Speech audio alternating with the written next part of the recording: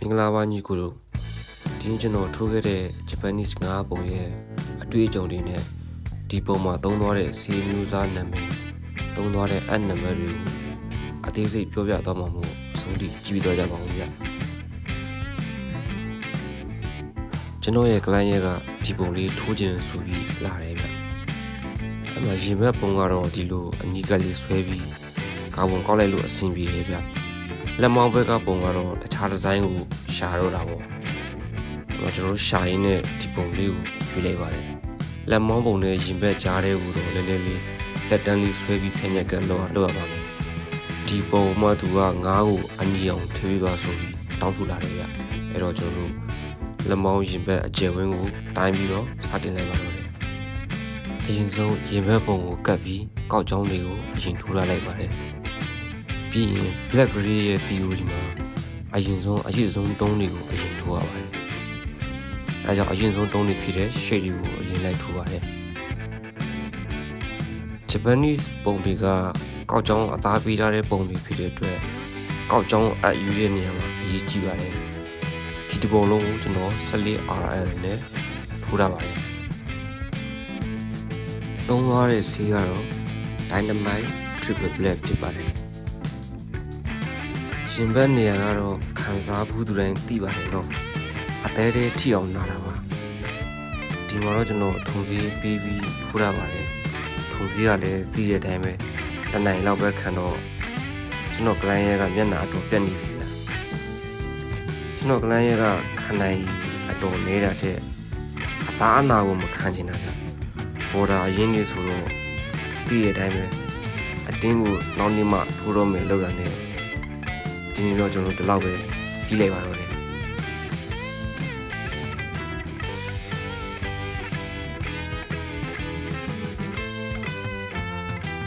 ဒါကတော့နောက်တစ်ပတ်ရဲ့ချင်းယူပြီးလက်မောင်းအတွက်ကောက်ချောင်းတွေအရင်စားထိုးနေပါပြီဒီမှာလဲကောက်ချောင်းအက်က 14RL ပဲသုံးထားပါတယ်ဒါကတော့ကျွန်တော်သုံးတဲ့ BNN ထုတ် Vaseline ပါဒီနေ့လဲဒီလိုပါပဲထုံစည်းလဲအပြဲလက်မောင်းပုံကောက်ချောင်းလဲအပြီးရှေ့လီနည်းနည်းပဲတက်ထည့်ဖို့ကျွန်တော် client ကလုံးလုံးလက်မခံတော့ရနဲ့နောက်10ရက်အနာကျက်ချင်းကိုပြန်ချင်းလိုက်အောင်တော့တယ်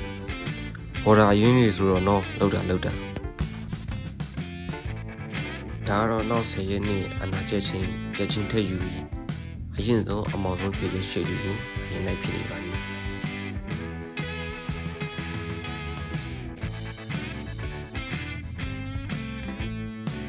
ဒီမှာအမဲရီအကုန်လုံးတော့ Dynamite Triple Black တမျိုးလေးသုံးသွားပါတယ်နော်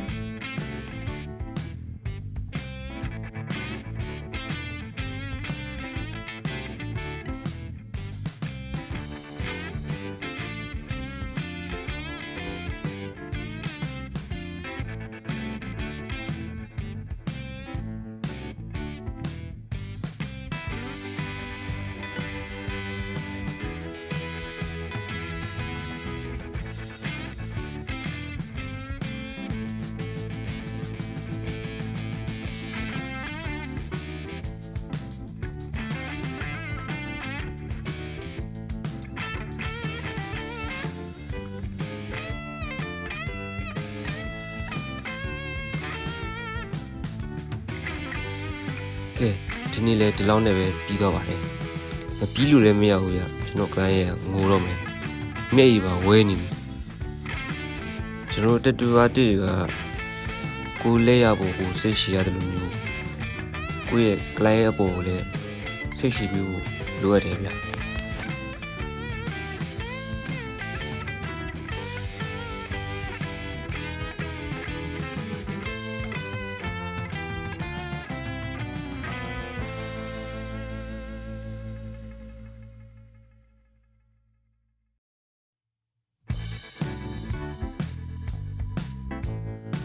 ဒါကတော့နောက်ထပ်ရက်ချင်းရင်ဘက်က9နဲ့ပန်းကိုအပြီးထိုးမှာပါ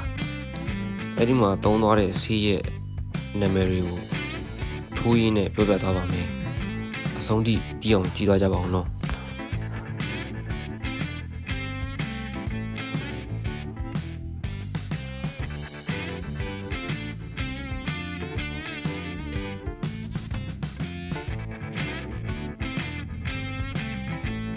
အခုထိုးနေတဲ့နေရာက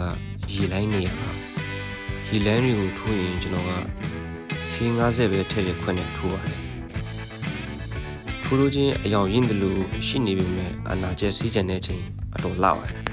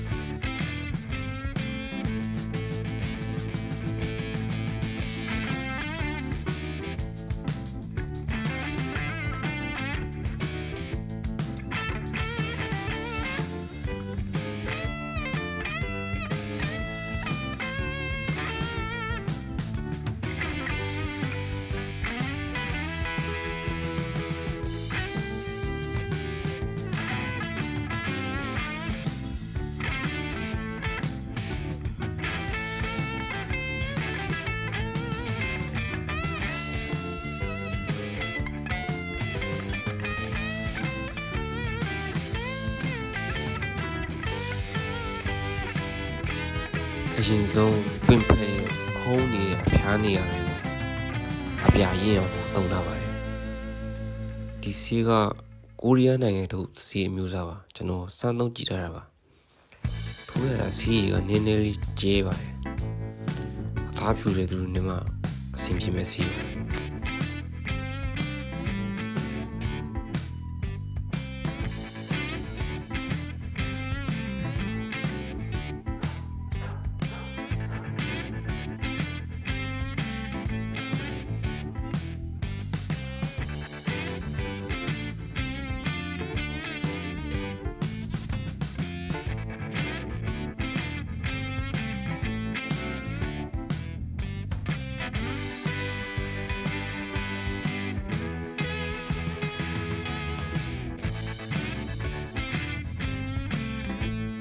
အခုသုံးနေတဲ့စီးက Eternal Sky Blue ပါ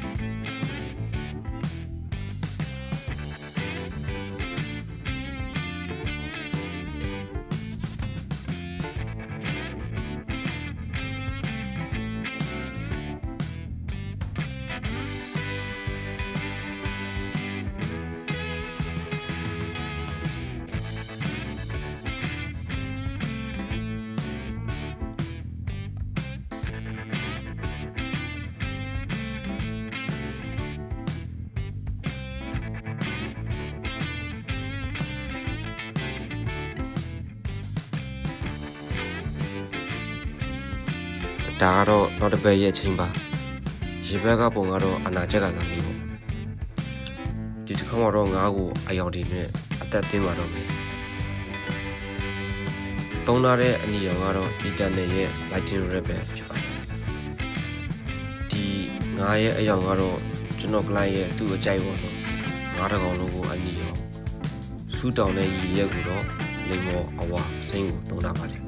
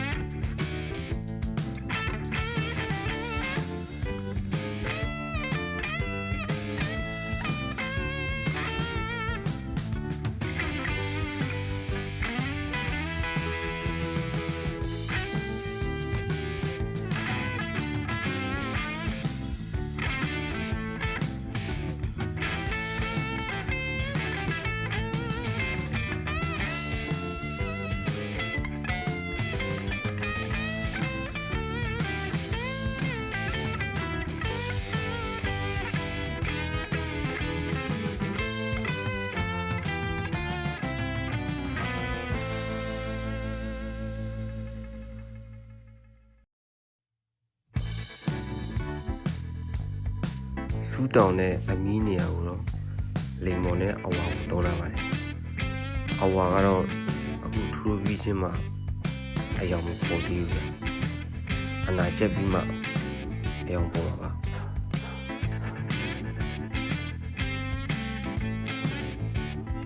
ပုံလေးကတော့မပြီးသေးပါဘူး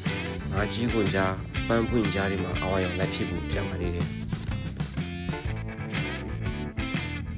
ဒီလိုလေးဆေးကြောပြီးသွားရင်အခုကျွန်တော်တို့တိတ်ကပ်ပါတော့မယ်တိတ်ကပ်ပြီးရတဲ့အဆုံးထိလိုက်ကြည့်ပေးကြပါဦး